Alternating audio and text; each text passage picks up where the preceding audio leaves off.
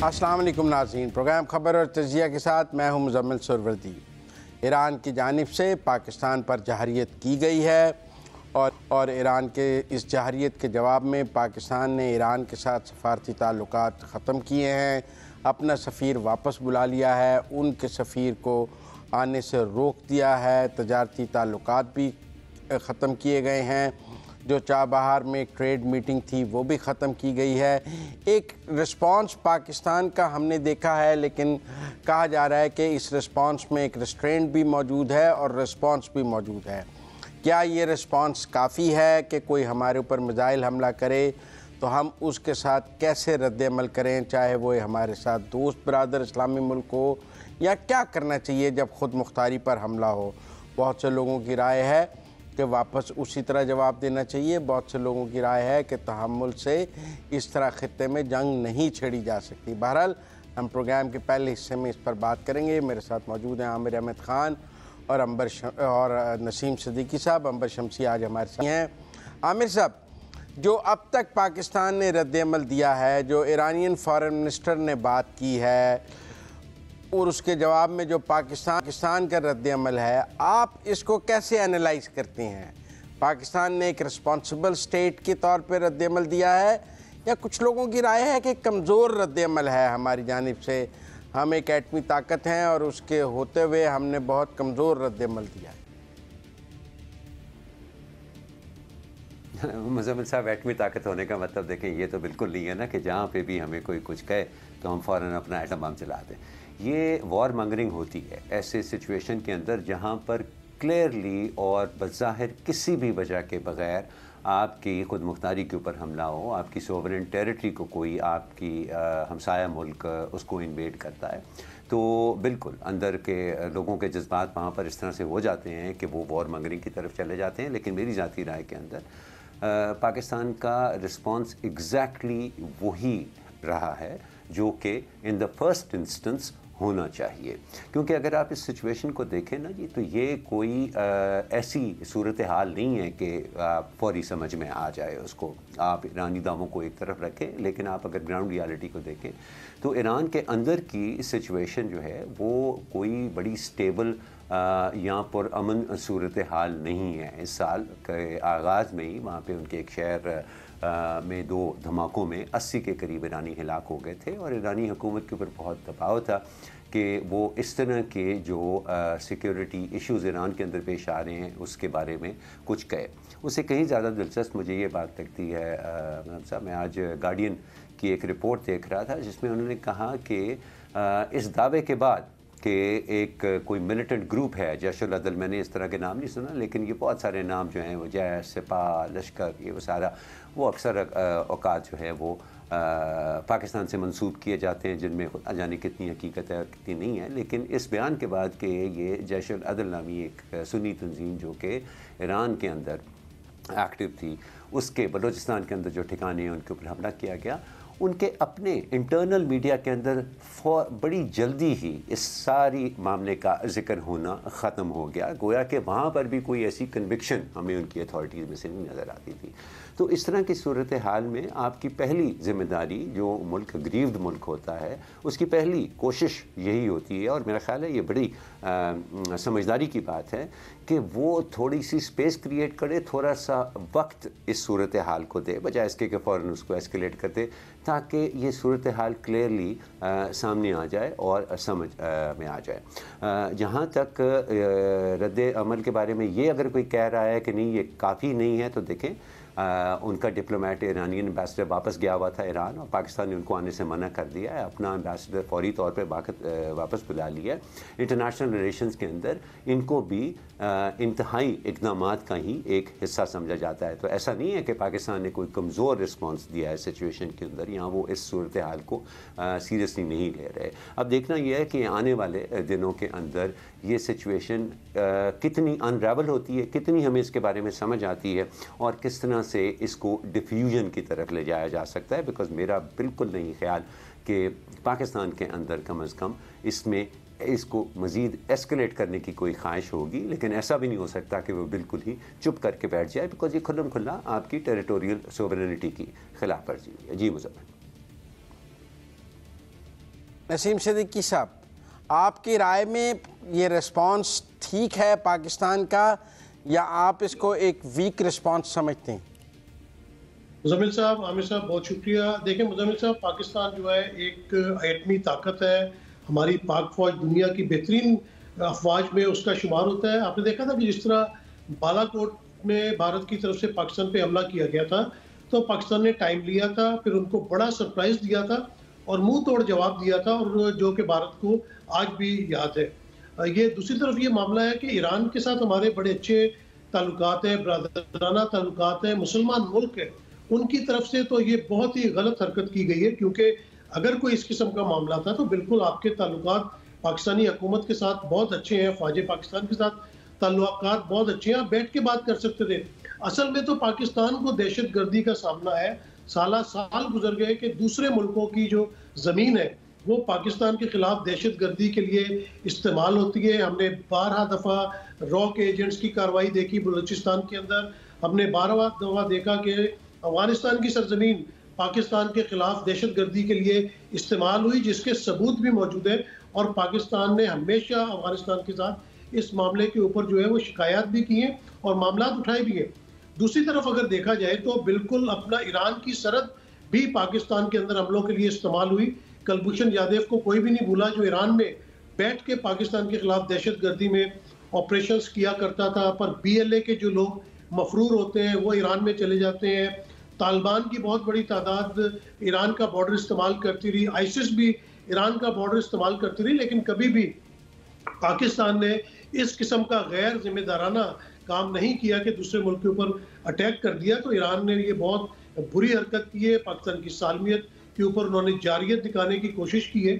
पाकिस्तान एक एटमी ताकत है, एक सॉवरन स्टेट है, और वो फौरी तौर पे बहुत दबंग किस्म का जवाब दे सकती थी, लेकिन समझदारी का ये इस वक्त मेयार है कि समझदारी के साथ चला जाए। जिस तरह इस वक्त दुनिया में जंग के बादल मंडला रहे हैं, इसराइल और फ़लस्तीन के दरमियान जो मामला चल रहे हैं, यमन के साथ जो मामला चल रहे हैं, तो पाकिस्तान नहीं चाहता कि खित्ते के अंदर डिस्टेबिलिटी हो। और मेरे ख्याल से पाकिस्तान डिप्लोमेटिकली तौर पे और जो फौरी तौर पे एक्शन लिया है कि ईरान के साथ ताल्लुकात को जो है वो मुंजमद कर दिया गया है, अपना सफ़ीर वापस बुला लिया है। उनके सफ़ीर जो पाकिस्तान में तैनात थे वो इस वक्त ईरान में मौजूद हैं, और उनको ये पैगाम दिया गया कि आपको पाकिस्तान आने की ज़रूरत नहीं है। तो मेरे ख्याल से पाकिस्तान ने बड़ा स्ट्रॉन्ग पैगाम दिया है। हमारी मिलिट्री इस्टेब्लिशमेंट बेहतरीन तरीके से जानती है कि उन्होंने क्या काम करना है, उनको इसी बात की ट्रेनिंग दी जाती है। और वो तो 20-22 साल से जो है वो एक जंग के अंदर मौजूद है। उनको तो तीनों तरफ से खतरात हैं, भारत हो गया,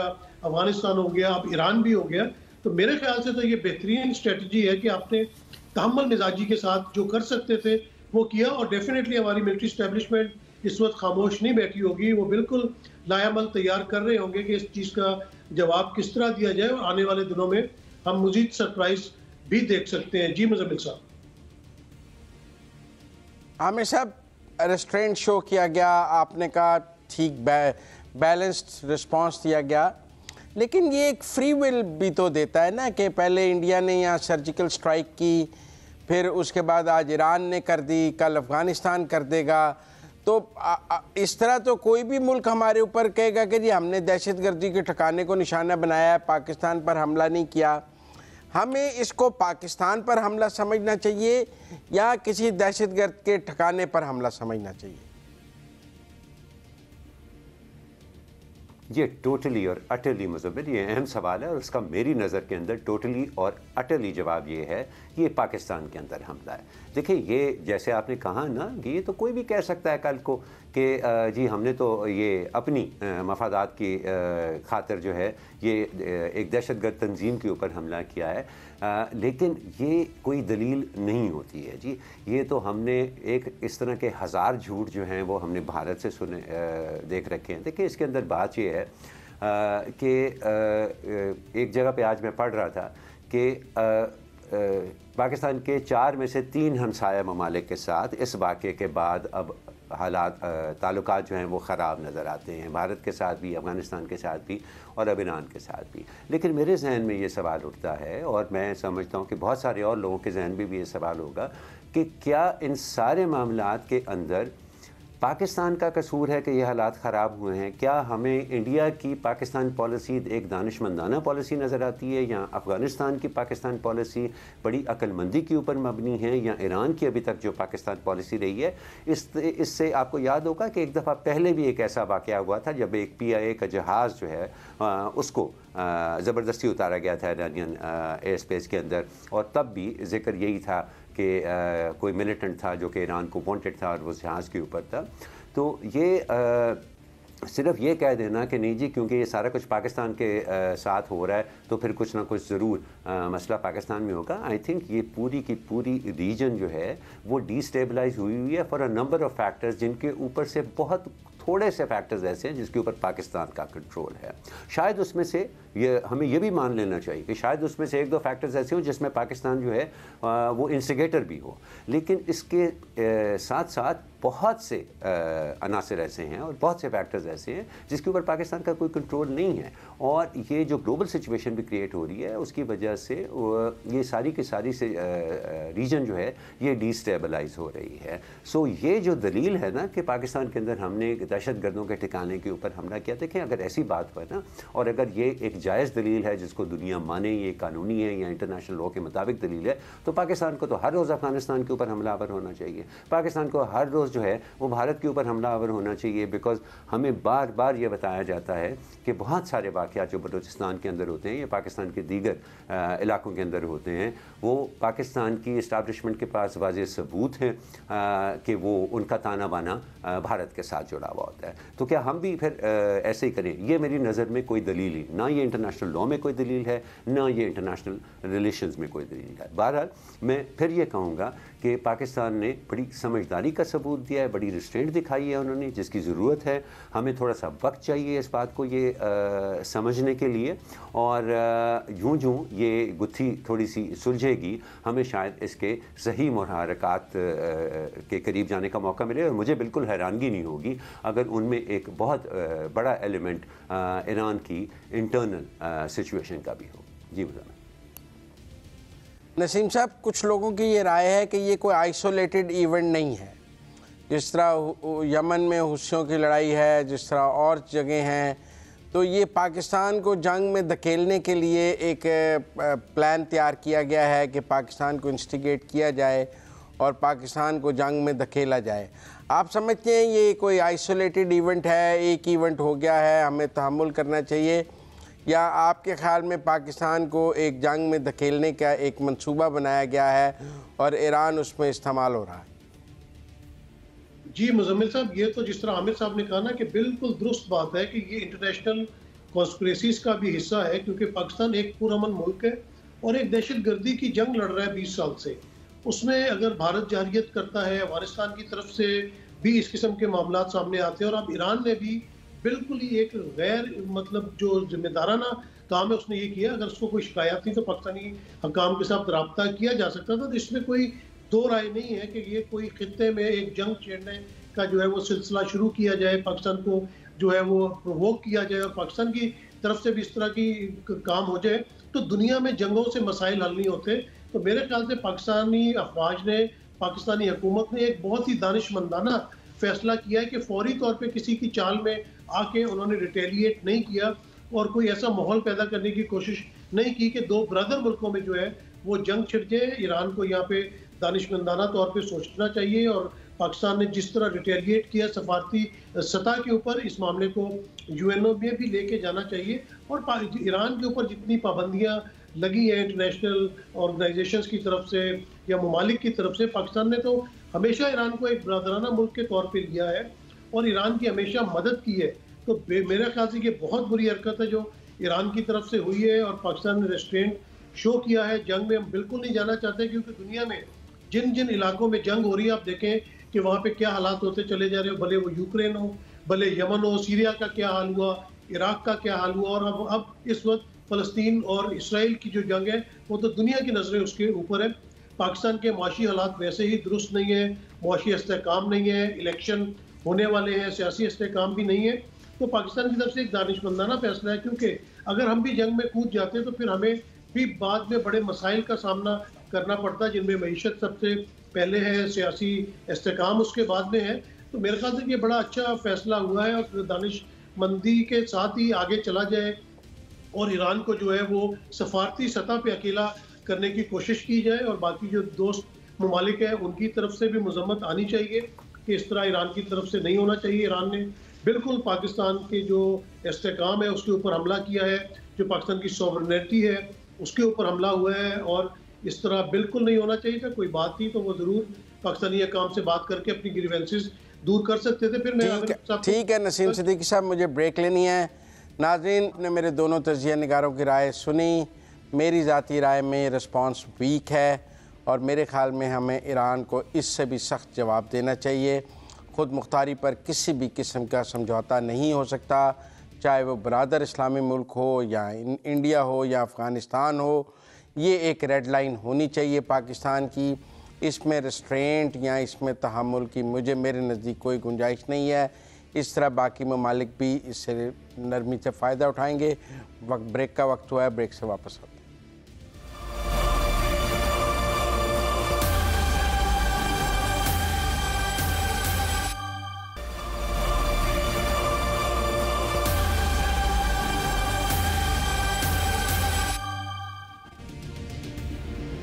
ब्रेक के बाद खुशामदीद नाज़रीन बिलावल भुट्टो रोज़ाना मुस्लिम लीग नून पर वार करते हैं।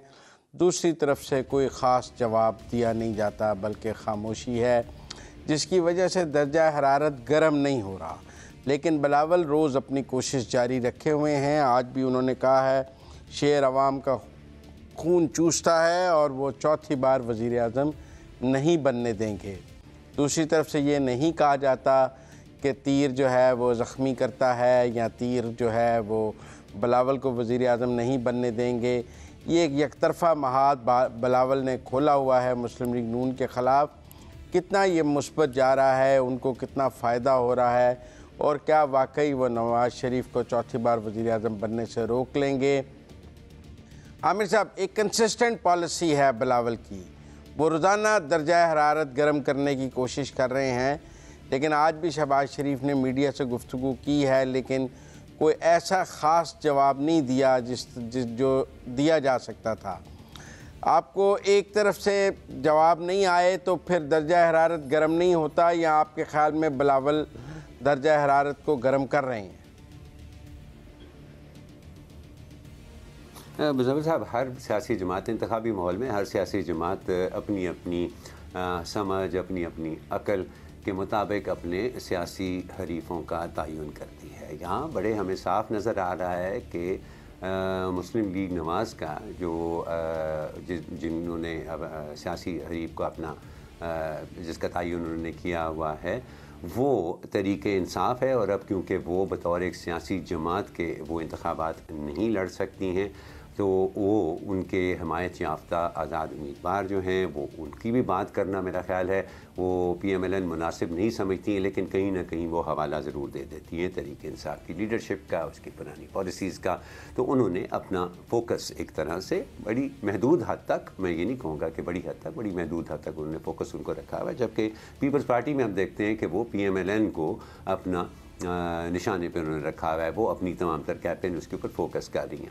लेकिन मुज़म्मिल, मुझे जो थोड़ी सी बात खटक रही है यहाँ पर कि एक ऐसी सियासी जमात जो अपनी इंतखाबी कैंपेन करने में सबसे पहले थी, वो अभी तक मेरा नहीं ख्याल कि वो अपने नैरेटिव के बारे में कोई क्लैरिटी ला सकी। आपकी कंसिस्टेंसी वाली बात सही है, पिछले चंद रोज़ से हम मुसलसल सुन रहे हैं बिलावल भुट्टो जरदारी को नवाज़ लीग के ऊपर हमले करते हुए, लेकिन मुझे जहाँ पर कंसिस्टेंसी नज़र नहीं आ रही वो देखें, एक लिहाज से बदीन के जलसे में वो बिल्कुल इंतखाबी माहौल उन्होंने बनाया, उन्होंने अपने सारे कैंडिडेट्स को नेशनल असम्बली के, प्रोविंशियल असम्बली के स्टेज पर बुलाया, अवाम के सामने उनसे वादा लिया कि वो इंतखब हो के उनकी खिदमत करेंगे, अपने रिश्तेदारों की खिदमत नहीं करेंगे, और फिर अवाम से वादा लेने की कोशिश की कि वो इनको ज़रूर मुंतखब करके असम्बलियों में लेकर आएंगे। तो ये तो बिल्कुल इंतखाबी माहौल के अहम मुताबिक है। लेकिन अगर आपको याद होगा शुरू में बिलावल भुट्टो साहब जब बाहर निकले थे, उनका कहना था कि हमारा मुकाबला किसी सियासी जमात से नहीं है, हमारा मुकाबला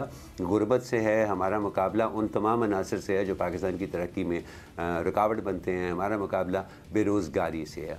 अब शायद अब मुझे यूँ लग रहा है कि शायद यहाँ तो उनको समझाया गया या उनको खुद समझ आ गई है कि इस तरह की बातों से इंतखाबी माहौल में, अपनी इंतखाबी कैंपेन में वो हरारत पैदा नहीं की जा सकती जो कि उनके ख्याल में उनको चाहिए। तो ये भी एक बड़ी वजह हो सकती है कि अब वो अपनी तोपों का रुख जो है या अपने तीर का रुख जो है वो PMLN की तरफ करने की कोशिश कर रहे हैं। लेकिन इसके बावजूद आई थिंक यहाँ हमें जहन में ये रखना है कि पीपल्स पार्टी अभी तक ये डेमोन्स्ट्रेट नहीं कर पाई कि वो वाकई ही बराह रास्त PMLN की हरीफ है इस इंतखाबात में, क्योंकि PMLN का जो स्ट्रॉन्ग होल्ड है वहाँ पीपल्स पार्टी को हमने बहुत ही कमज़ोर देखा है। अब वो एक ही बात इनकी समझ में आती है इनकी पॉलिसी के पीछे कि वो समझते हैं कि जो PTI का वोटर है वो दरअसल पीपल्स पार्टी का नाराज़ वोटर है। इसका भी हमारे पास कोई एम्पिरिकल एविडेंस नहीं है, लेकिन अगर उनकी पॉलिटिकल रीडिंग ये है तो शायद ये एक बड़ी वजह हो कि उन्होंने बराह रास्त PMLN को निशाना बनाया, ताकि जो नाराज़ वोटर PTI का ये समझने लगे कि अब उनकी पार्टी तो इक़्तिदार में आने वाली है नहीं है, वो शायद पीपल्स पार्टी को, मुस्लिम लीग नवाज़ का रास्ता रोकने के लिए पीपल्स पार्टी को वोट देंगे। नसीम सिद्दीकी साहब, ये बात तो आमिर साहब की ठीक है कि दोनों की कोई कॉमन बैटल ग्राउंड नहीं है। सिंध में मुस्लिम लीग नून के उम्मीदवार नहीं हैं, पंजाब में 70-80% सीटों पर पीपल्स पार्टी के उम्मीदवार नहीं हैं, बल्कि आज़ाद उम्मीदवारों और मुस्लिम लीग नून का मुकाबला है। वहाँ पर उनका GDA वगैरह से मुकाबला है। तो कोई बराह रास्त तो मुस्लिम लीग नून और पीपल्स पार्टी आपस में इलेक्शन नहीं लड़ रहे हैं किसी जगह भी। तो फिर ये महाजरा बिलावल की क्यों है? यहाँ तो कोई आपस में मुकाबला हो ना। देखिए मुज़म्मिल साहब, मुझे तो वही लगता है कि बिलावल साहब ईरान बने हुए हैं और मुस्लिम लीग नून पाकिस्तान का किरदार अदा कर रही है कि समझबूझ के साथ। वो जवाब इसलिए नहीं देना चाहते क्योंकि बिलावल साहब उनके लिए मैटर नहीं करते। बिलावल साहब का मसला ये है कि पहले उन्होंने बड़ी तशहीर की अपने दौर में जब वो PDM की तरफ से वज़ीर ख़ारजा थे कि उन्होंने दुनिया में पाकिस्तान का बड़ा इमेज जो है वो उभारा है। इमरान खान साहब ने बड़ा ख़राब कर दिया था और जनाब उन्होंने बड़े अच्छे ताल्लुकात कर दिए पाकिस्तान के। वो जापान भी गए, अपनी बहन को सैर भी कराई उन्होंने वहाँ की पाकिस्तान की हुकूमत के खर्चे के ऊपर। लेकिन दूसरी तरफ आपने देखा कि जो हमारे हमसाए मुल्क हैं उनके साथ ही आपके ताल्लुकात, सफारती ताल्लुकात कोई इतने अच्छे नहीं हैं।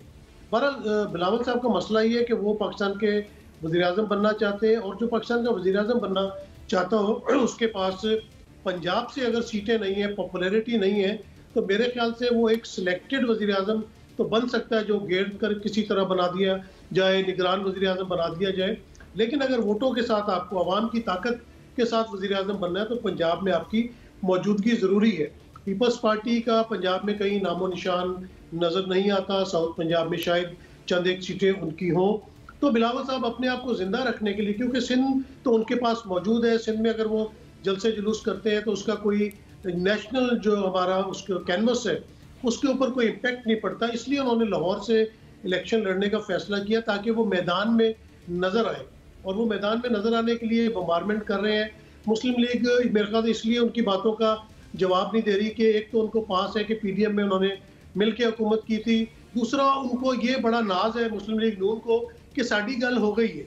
तो वो कहते हैं कि जो तो साड़ी गल हो गई है, हमने सिलेक्टेड होके हमने आना ही आना है, सिलेक्शन कमीशन भी हमारे साथ है, बाकी मामला भी हमारे साथ हैं, तो हमें क्या ज़रूरत है कि हम बिलावल साहब के साथ अपने ताल्लुकात जो है वो उनको ख़राब करें। तो बिलावल साहब अभी अगर वज़ीर-ए-आज़म नहीं भी बनते इस दफ़ा, जो कि नज़र भी नहीं आ रहा, लेकिन क्योंकि वो बहुत यंग हैं और वो हो सकता है मुस्तकबिल में किसी वक्त ऐसा वक्त आए कि वो पाकिस्तान के वज़ीर-ए-आज़म बन सके। उनकी फैमिली के अंदर उनके नाना थे, उनके वालदा थी, उनके वालिद प्रेसिडेंट रहे, तो देयर आर चांसेस कि वो किसी बड़ी पोस्ट पे किसी वक्त में आ सकते हैं। लेकिन अभी शायद वो ग्राउंड लेवल प्लेइंग फील्ड बनाने की कोशिश कर रहे हैं और ये कोशिश कर रहे हैं कि पाकिस्तान पीपल्स पार्टी को एक जो है वो कौमी सतह की जमात वो शो कर सके। दूसरी जो आमिर साहब ने बात की थी वो कुछ बात उसमें दुरुस्त मानी जा सकती है कि एक वक्त था जब अपना PTI को दवाम बख्शा जा रहा था कुछ लोगों की तरफ से, और सबको ही पता है किधर से क्या मामला शुरू हुए थे। तो उस वक्त तो कुछ पीपल्स पार्टी के नाराज लोग या कोई वोटर वो उस वक्त ज़रूर PTI में शामिल हुए थे। लेकिन अब ये जो यंग जनरेशन पिछले 10, 12, 13, 14 साल में जवान हुई है, उनके वोट बने, उनका पीपल्स पार्टी से कभी कोई ताल्लुक नहीं रहा। वो प्योरली PTI के वोटर्स हैं। इमरान खान के साथ उनकी अकीदत है, प्यार है, या उनको वो एक अच्छा लीडर समझते हैं। तो पीटीआई तो इस वक्त जो पॉपुलैरिटी की बुलंदियों पे पहुंच चुकी है, वो उसका हल तो किसी के पास भी नहीं है। आपने बल्ला छीन के देख लिया, आपने कागजात छीन के देख लिया, आपने कागजात नामजदगी जो है मुस्तरद करके देख लिया, कोई हरबा कामयाब नहीं हो रहा। आप उनको बैंगन दें, आप उनको चारपाई दें, हर चीज़ पॉपुलर हो रही है। यानी कि जिस चीज़ का नाम इमरान खान के साथ जुड़ जाता है वो चीज़ पॉपुलर हो जाती है, उसकी मार्केट बन जाती है। और जो इमरान खान को छोड़ता है, आपने देख लिया कि उन लोगों का क्या हाल हुआ, वो घर के रहे ना घाट के रहे। तो बात यह कि इस वक्त जो इलेक्शन का माहौल है, इलेक्शन का माहौल तो है नहीं। जो सुप्रीम कोर्ट से फैसला आया है आप देख लें, उसके बाद पाकिस्तान में जिस तरह ह्यूमन राइट्स की तंजीमें दुनिया भर ने, इकोनॉमिस्ट ने लिखा अपना, अब टाइम्स में भी एक नया आर्टिकल आ गया है, मेरे ख्याल से मुर्तज़ा सोलंकी साहब की नींदें फिर हराम होने वाली हैं। तो बात यह कि इलेक्शन का माहौल तो बन ही नहीं रहा पाकिस्तान में। तो अब आने वाले वक्तों में देखते हैं, आपने सबसे बड़ी जमात को बाहर कर दिया है, हर किस्म के हरबे इस्तेमाल हो रहे हैं। तो मेरे ख्याल से बिलावल साहब अपनी कहीं कोशिश कर रहे हैं, वो चाह रहे हैं कि वो किसी तरह वफाक के ऊपर उभरे। नसीम साहब कौन कितना मकबूल है ये तो 8 फरवरी का बैलेट बता देगा, और बाकी जो कानून तोड़ेगा उसको सज़ा ज़रूर मिलेगी, जो इंट्रा पार्टी इलेक्शन नहीं कराएगा उसको भी सज़ा ज़रूर मिलेगी। मकबूलियत आपको कानून से मुबर्रा नहीं करती, कानून से ऊपर नहीं करती। 9 मई के मुल्ज़मान को भी सज़ा मिलनी चाहिए। और 90% कागज़ जो 95% कबूल हुए हैं, आप इसीलिए पीटीआई सुप्रीम कोर्ट से भाग गई है। फैक्ट्स एंड फिगर्स में 78% पहले मरहले में और दूसरे मरहले में 95% कागजात मंजूर हो गए थे। तो ये सब जिस प्रोपेगेंडे का आप सब शिकार हैं वो सुप्रीम कोर्ट में साबित नहीं हो सका और वहाँ से दुम दबाकर भागना पड़ा तहरीक इंसाफ को। बहरहाल ब्रेक का वक्त हुआ है, बाद आते हैं तो अगले सेगमेंट में चलें।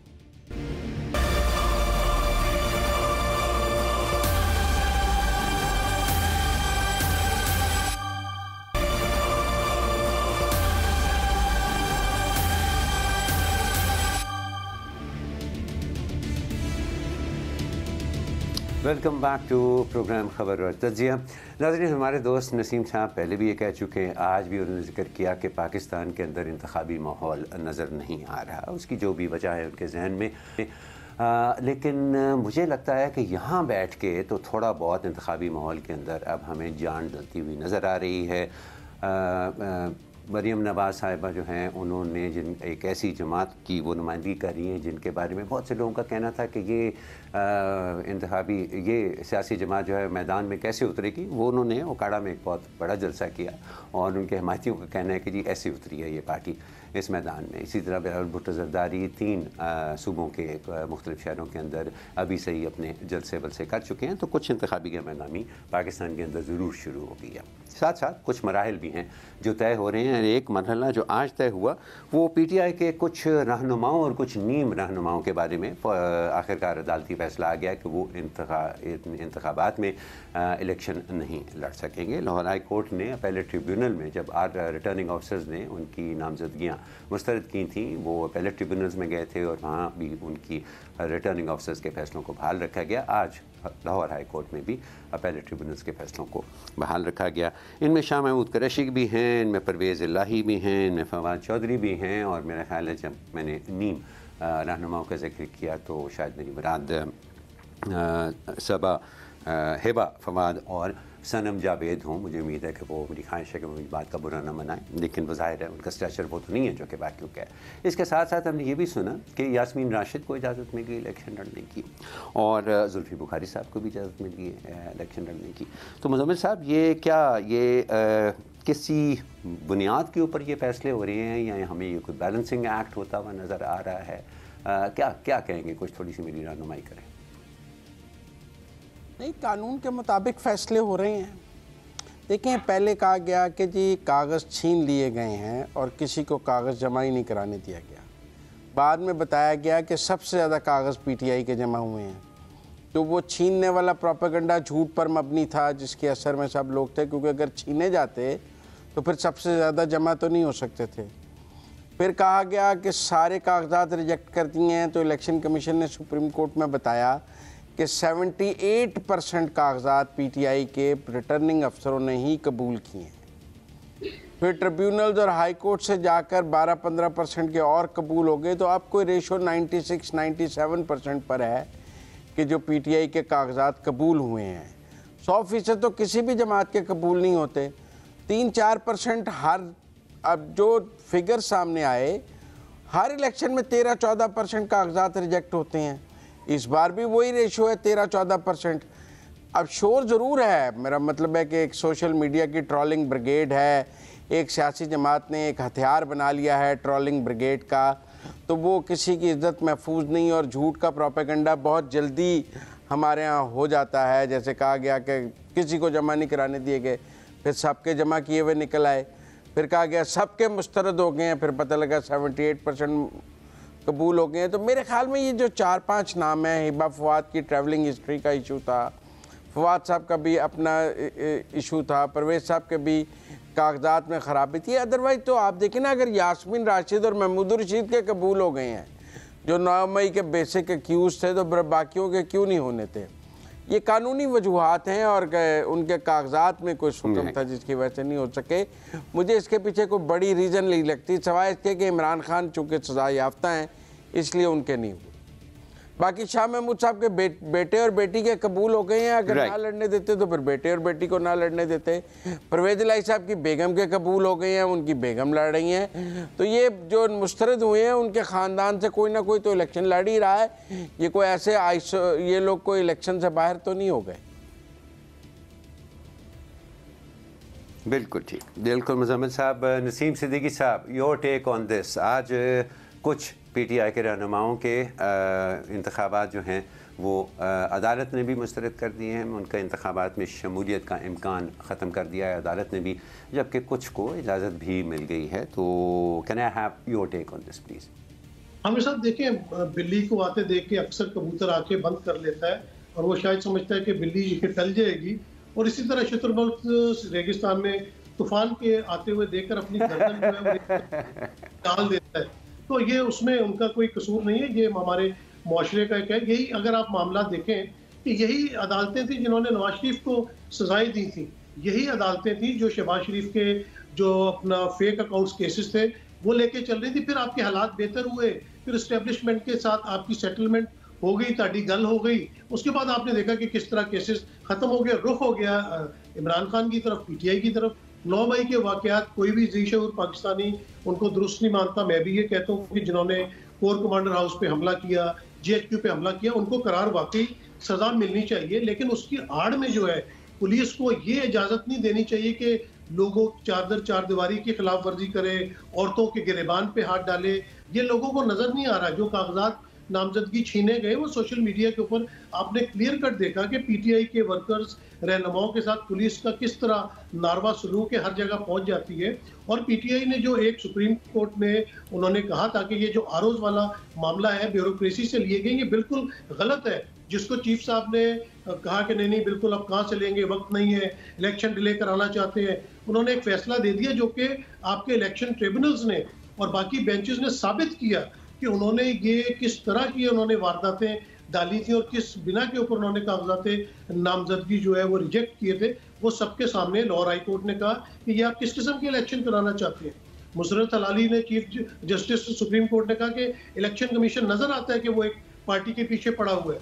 पेशावर में इन्होंने शेर अफजल मरवत के ऊपर पानी के बिल डाल दिए कि आपके 8 घर वहाँ मौजूद हैं और वहाँ पानी के बिल आपने अदा नहीं किए, और बाद में कोर्ट ने साबित किया कि इनके तो कोई घर पेशावर में मौजूद नहीं है। तो ये चीज़ें अगर कबूतर को या शुतुरमुर्ग को नज़र नहीं आ रही तो मेरा कोई गिला उनके साथ नहीं है, लेकिन जिस तरह चुनतखब इलाकों में जलसे जुलूस किए जा रहे हैं तो वो कोई माहौल तो नहीं बनता ना। एक पाकिस्तान की सबसे बड़ी जो आपकी पॉलिटिकल पार्टी है उसके सरबराह को आप इलेक्शन नहीं लड़ने दे रहे, शाह महमूद कुरैशी को, परवेज इलाही को, यानी कि आप अभी तक खौफजदा हैं। जो नवाज शरीफ का ये इमेज दिया जा रहा था कि ये वो वापस आएंगे पाकिस्तान, हो बड़े जलसे होंगे, दुनिया उमट के बाहर आ गई होगी, वो तो लाहौर की जो एजेंसीज हैं उन्होंने रिपोर्ट दी कि भाई यहाँ पे तो 3-4 सीटें भी आप निकालते हुए नजर नहीं आ रहे, तो आपको बल्ला छीनना पड़ेगा। अगर आपने बल्ले को नहीं छीना तो आप तो किसी को मुंह दिखाने के काबिल नहीं रहेंगे, आपकी तो जमानतें जब्त हो जाएंगी। तो ये जो सारी इस वक्त कॉन्स्पिरेसीज चल रही हैं दुनिया को नजर आ रही है। टाइम्स ने आज क्या लिखा है, मैंने तो नहीं लिखा ना, ये महज़िब मुल्कों में जो चीज़ें छपती हैं कम से कम हमारे मुल्कों से तो बेहतर ही होती हैं। तो उन्होंने यही कहा कि आप जो मर्ज़ी कर लें, इमरान खान की पॉपुलैरिटी को आप कम नहीं कर पा रहे और वो पॉपुलर जमात है, पॉपुलर मौजूद है। आप इसहाक डार इश्तिहारी होता है, उसको यही बेंच लाहौर का जो है ये इलेक्शन लड़ने की इजाज़त देता है। वो सेनेट से गायब भी रहते हैं, गैर हाजिर भी रहते हैं, कोई उनको डी-सीट नहीं करता, फिर वो वापस आते हैं, अपने तमाम प्रिविलेज जो है वो लेते हैं। तो ये जो दो रुखी आपको मामलात नज़र आ रहे हैं और जो इंतखाबात होने वाले हैं वो उसका तो नतीजा अभी से नज़र आ रहा है कि ये किस किस्म के इंतखाबात होंगे। जी अच्छा, ठीक है। मैं कोई ज़्यादा वक्त नहीं लूँगा मुज़म्मिल इस मामले के ऊपर, क्योंकि मैं पहले भी बड़ी दफ़ा ये कह चुका हूँ, मेरी राय बड़ी क्लियर है। मुझे इन इंतखाबात के अंदर ऐसा कुछ होता नज़र नहीं आ रहा जो कि इससे पहले के जो 8 इंतखाबात मैंने पाकिस्तान के अंदर देखे हैं उसके अंदर ना हुआ हो। बाकी जहाँ तक ये अखबारों का हवाला दिया नसीम भाई ने, उसके ऊपर नसीम भाई मैं आपसे सिर्फ इतना कहना चाहता हूँ कि मैं जब 8-10 साल लंदन में रहा हूँ, वहाँ पर मैं एक ख़बर जिस पर मैं कभी भी यकीन नहीं करता था आंखें बंद करके, वो टाइम्स अखबार की होती थी। ये बहरहाल अखबार जो हैं वो अपनी अपनी पॉलिसीज़ के मुताबिक वो लिखते हैं। लेकिन मुज़म्मिल साहब, मैं अब आपकी राय जानना चाहूँगा। नसीम सिद्दीकी साहब ने कुछ नुकात उठाए हैं, क्या कहना है आपका उस पर? वो इनको तो पता है, पीटीआई यूएसए ने एक लॉबिंग फर्म हायर की है पाकिस्तान के इंतखाबात को मुतनाज़ बनाने के लिए, और उस लॉबिंग फर्म को लाखों डॉलर दिए जा रहे हैं इस काम के लिए कि वो सिर्फ पाकिस्तान के इंतखाबात को मुतनाज़ बनाए। और ये टाइम्स के आर्टिकल, आपने तो ख़ुद ही टाइम्स के बारे में बता दिया कि वो एक टैबलॉइड से ज़्यादा नहीं है। ये सब पैसे दे के जो छपवाया जा रहा है पाकिस्तान को बदनाम करने के लिए, ये कोई किसी और सियासी जमात ने कभी अमेरिका में लॉबिंग फर्म में हायर की थी, कभी सेनेटर से लॉबिंग करने के लिए, कभी उससे करने के लिए। ये पहली सियासी जमात है जो ये काम करती है और फिर कहती है मैं हकीकी आज़ादी भी लूँगी। तो बहरहाल नसीम सिद्दीकी साहब शायद 2018 में पाकिस्तान में नहीं थे, लंदन में मौजूद थे। इनको नहीं पता था कि एक बड़ी सियासी जमात को जो है वो के लीडर को जेल में डाल दिया गया था। इनको नहीं याद है कि शेर का निशान सेनेट के लोगों से ले लिया गया था क्योंकि लॉ ऑफ द लैंड था, ये उस वक़्त पाकिस्तान में नहीं होते थे। इन्हें नहीं याद है कि कैसे जहाज़ भर भर के इनके महबूब और जिसको ये मकबूल कहते हैं उसको उसकी हुकूमत बनाई गई थी। इन्हें बिल्कुल नहीं याद होगा कि कैसे 72 घंटे इस मुल्क में आरटीएस बैठा रहा था और उसके नतीजे में क्या हुआ था। हम 72 घंटे बैठ के कराची के इंतखाबात के नताइज का इंतज़ार करते रहे थे। तो इन्हें कुछ याद नहीं है, इन्हें अभी चुनतखब लग रहा है। तो ये बिल्कुल नए अभी भी वैसे एम्स्टर्डम में हैं, तब तो बिल्कुल ही पाकिस्तान में नहीं थे। तो इनकी तो हिस्ट्री तब से शुरू होती है जब से इनका महबूब लीडर आया है। इससे पहले आप बिल्कुल ठीक कह रहे हैं, इनको नहीं याद है को कैसे हमारा गई थी। इनको नहीं याद कि पाकिस्तान में क्या कुछ मुझे आपको रोकना पड़ेगा। प्रोग्राम का वक्त मुज़म्मिल साहब ख़त्म हो रहा है, प्रोग्राम का वक्त मुज़म्मिल साहब ख़त्म हो रहा है। बहुत माजरत के साथ मुझे आपको रोकना पड़ेगा। वक्त होता तो मैं नसीम सिद्दीकी साहब के पास भी वापस ज़रूर जाता ताकि वो इस बात का जवाब दे सके जो मोहम्मद साहब ने कहा कि मुझे सब है याद, ज़रा ज़रा तुम्हें याद हो कि ना याद हो। आज प्रोग्राम का वक्त ख़त्म हुआ है, अगले हफ्ते फिर दोबारा मुलाकात होगी।